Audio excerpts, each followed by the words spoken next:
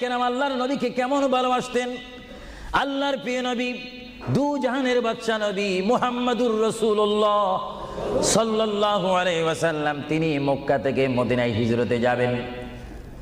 মাতৃভূমির থেকে মক্কা শরীফ থেকে তিনি মদিনাতুল মুনাওয়ারা শরীফে যাবেন।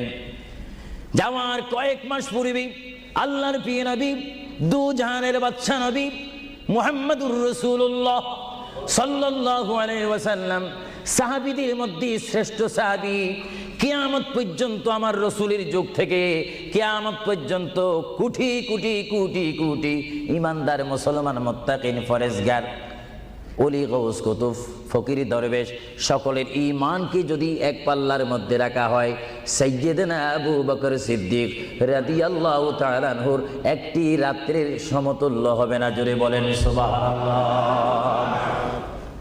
সমস্ত ঈমানদারের ইবাদত যদি এক পাল্লাতে রাখা হয়, সাইয়্যিদনা আবু বকর সিদ্দিক রাদিয়াল্লাহু তাআলা আনহু এক রাতে যেই ভালোবাসা রাসূলকে দেখিয়েছেন, তার পরিমাণ ভালোবাসা সমগ্র সৃষ্টি জগতের মুসলমানের হবে না।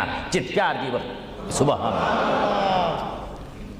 সাইয়্যিদনা আবু বকর সিদ্দিককে আল্লাহ রাসূল বললেন, আবু বকর, আমি আমার মায়ের দেশ, আমি আমার বাবার দেশ, আমি আমার দাদার দেশ মক্কাতুল মুআজ্জামা, মক্কা শরীফ মাতৃভূমি ছেড়ে আল্লাহর হুকুমে কাফেরদের অত্যাচারে আমাকে এখান থেকে হিজরত করে চলে যেতে হবে। যদি আমি হিজরত করি, আবু বকর তুমি আমার সঙ্গী হয়ে থাকবে। চিৎকার দিয়ে বলুন সুবহানাল্লাহ।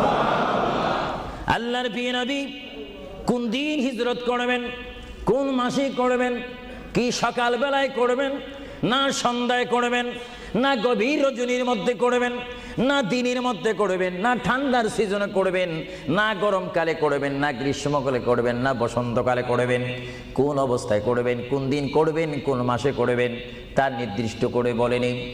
আল্লাহর প্রিয় নবী, দু জাহানের বাদশা নবী মুহাম্মাদুর রাসূলুল্লাহ হিজরত করার টাইমে সাইয়্যিদানা আলী রাদিয়াল্লাহু তাআলা আনহুকে ডাক দিয়ে বলে, আলী, আমি হিজরত করব, আমি রাত্রের আঁধার অবস্থার মধ্যে মাতৃভূমি ছেড়ে চলে যাব। আলী, তুমি আমার বিছনার মধ্যে শুয়ে থাকবে, কম্বলখানা গায়ে দিয়ে শুয়ে থাকবে। আলী, কাফিররা তোমাকে মারার জন্য চেষ্টা করবে, কিন্তু তোমাকে মারতে পারবে না। আলী, আমি যাওয়ার টাইমে অনেকের আমানত টাকা পয়সা আমার কাছে রয়েছে, আমি তোমার হাতের মধ্যে দিয়ে দিলাম। সকাল যখন হয়ে যাবে তুমি তাদের আমানতগুলা তাদের কাছে পৌঁছাই দিবে।